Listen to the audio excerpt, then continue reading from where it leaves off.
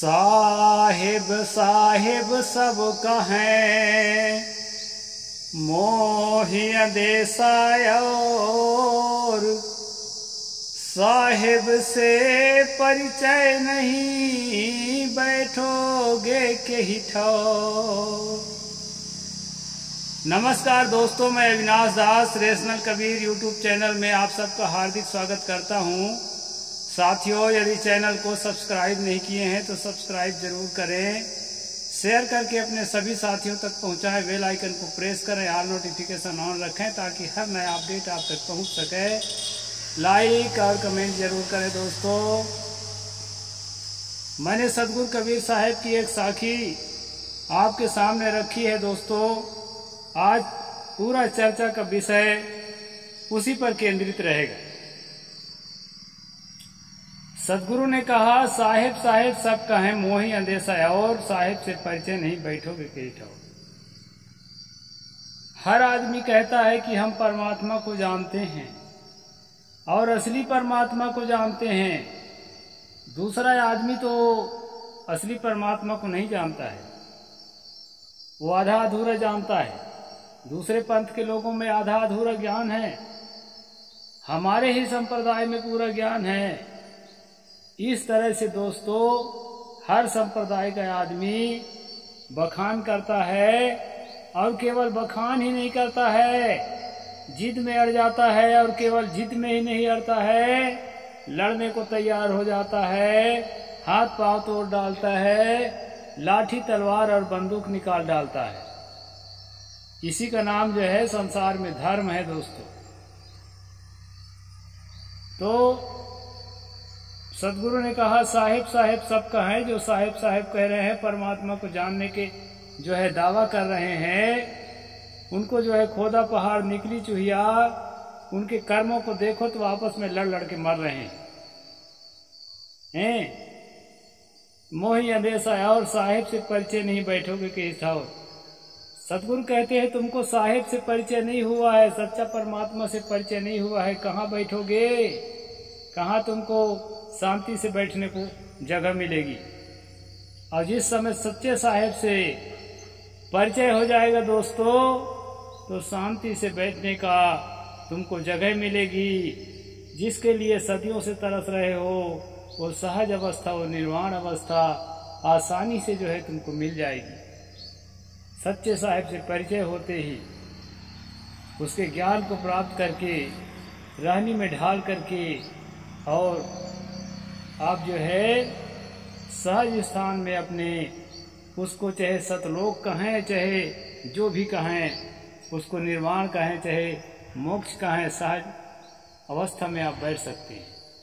ये साखी का अर्थ है। दोस्तों, अब मैं वर्तमान के संदर्भ में चलता हूं कि इतना बढ़िया ज्ञान सतगुरु कबीर साहिब ने दिया पारक सिद्धांत के महात्माओं को, भक्तों को, और उस ज्ञान को लेकर सदियों तक बढ़िया जीवन जीते रहे।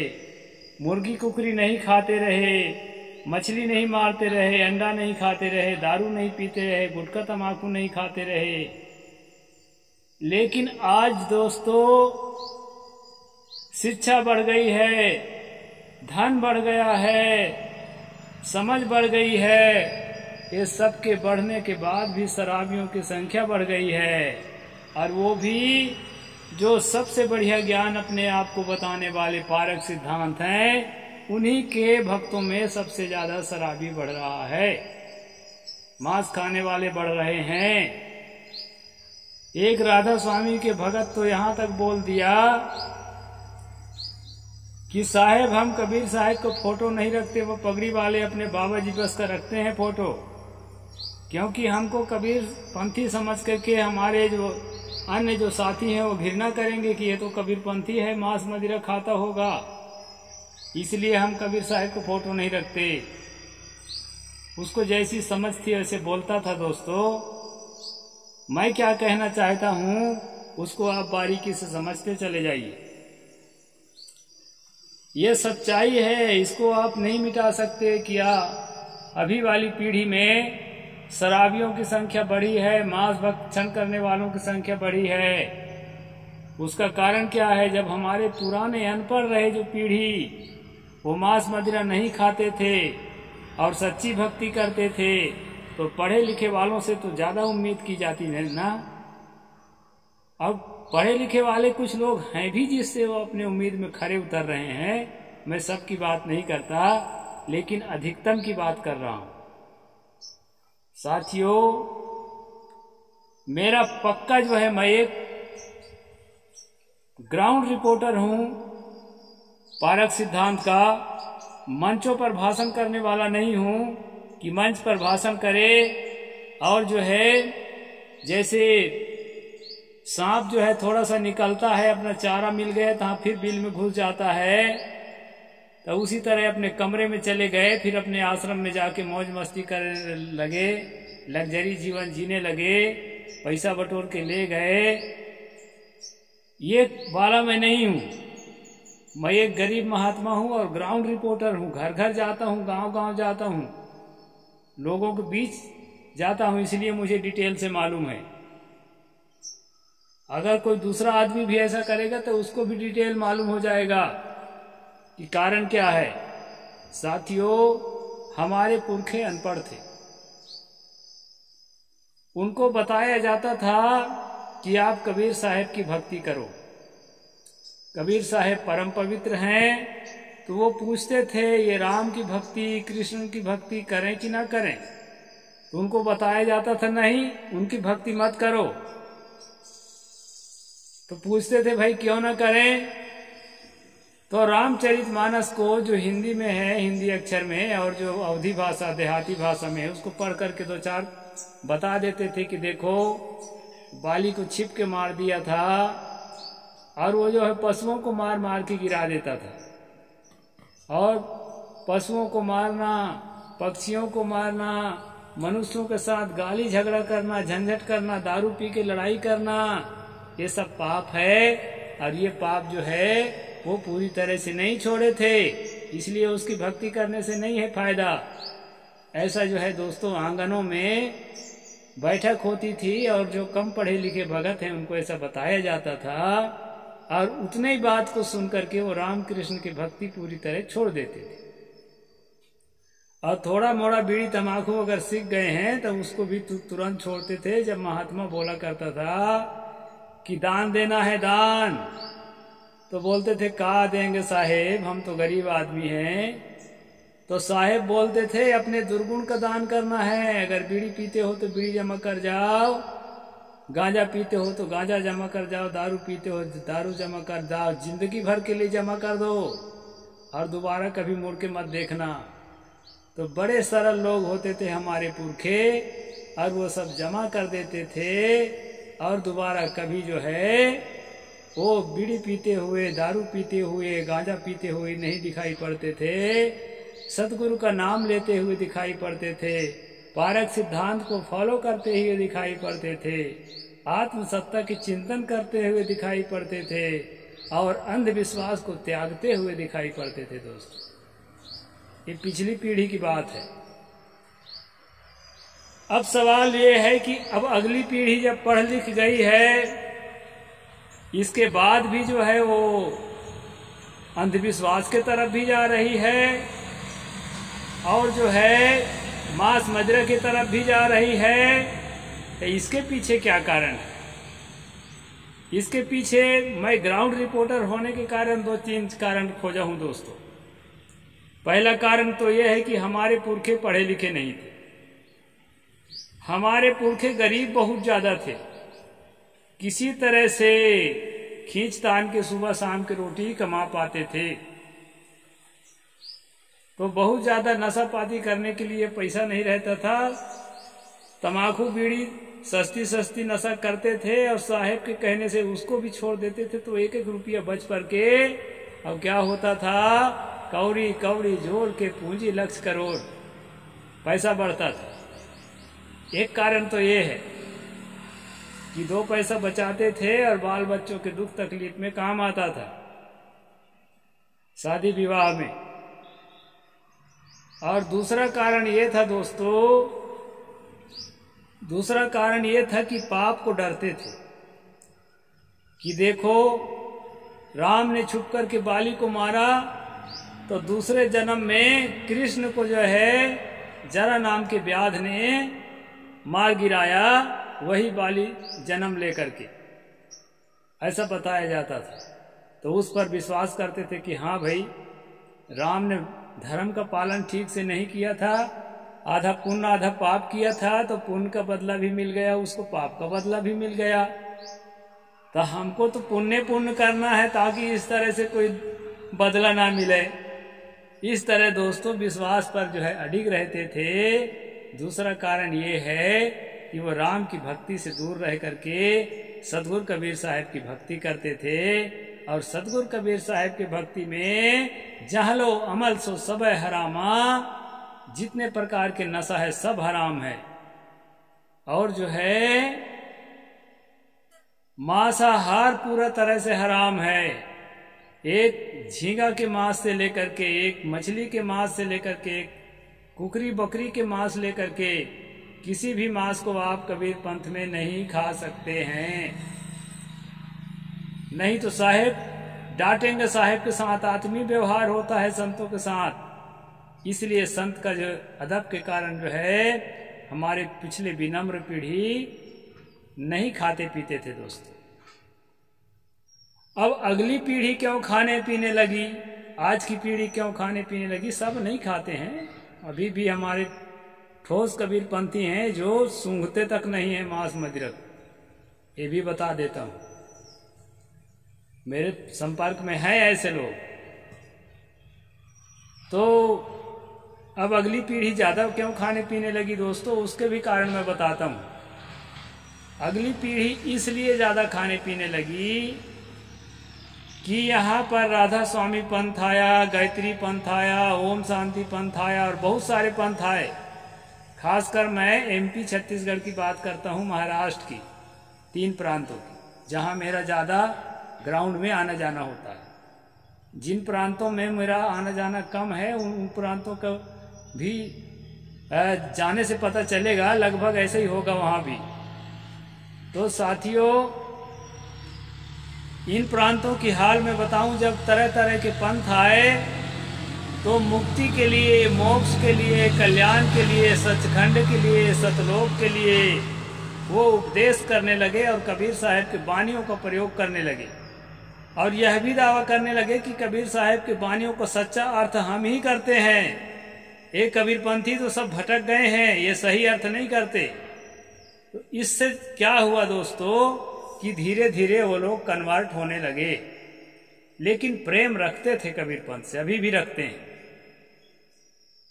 अच्छा, जब साधु आते हैं उसके घर में तो वो बताते हैं, साहेब हम तो राधा स्वामी में भर्ती हो गए हैं, हम रामपाल में भर्ती हो गए हैं, वहां का ज्ञान बड़ा अच्छा लगता है।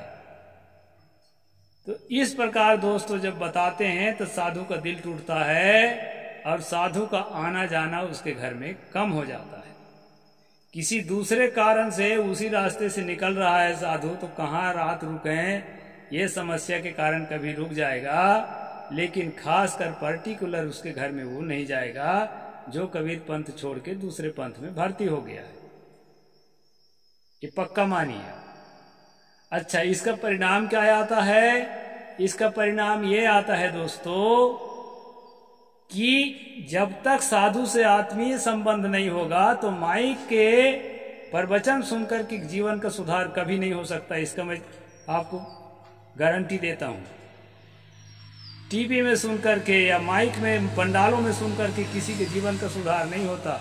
जीवन का सुधार होता है जब संत से, सुधारवादी संत से आत्मीय संबंध हो, घरू जो है व्यवहार हो, तब जाके सुधार होता है दोस्तों। बाल बच्चे अदब करते हैं, अरे साहेब जी के साथ हम बैठेंगे, साहेब जी के हिसाब से चलेंगे, साहेब जी के हम अदब करेंगे, उनके मन के खिलाफ काम नहीं करेंगे, नहीं तो साहेब जी का प्यार कम हो जाएगा। इस प्रकार आत्मीय संबंध जब घरू संबंध होता है सच्चे संतों से, जो आपको समय भी दे सकें। ये बड़े बड़े इंद्रासनधारी संतों से कुछ नहीं होगा, यह समय नहीं देंगे। ये इतने व्यस्त होते हैं, आदमी गलत नहीं होते, वो लोग भी मांस मदिरा नहीं खाते और सही शिक्षा देते हैं। लेकिन उनके पास इतना समय नहीं है कि आपके घर में समय दें, घरों घर।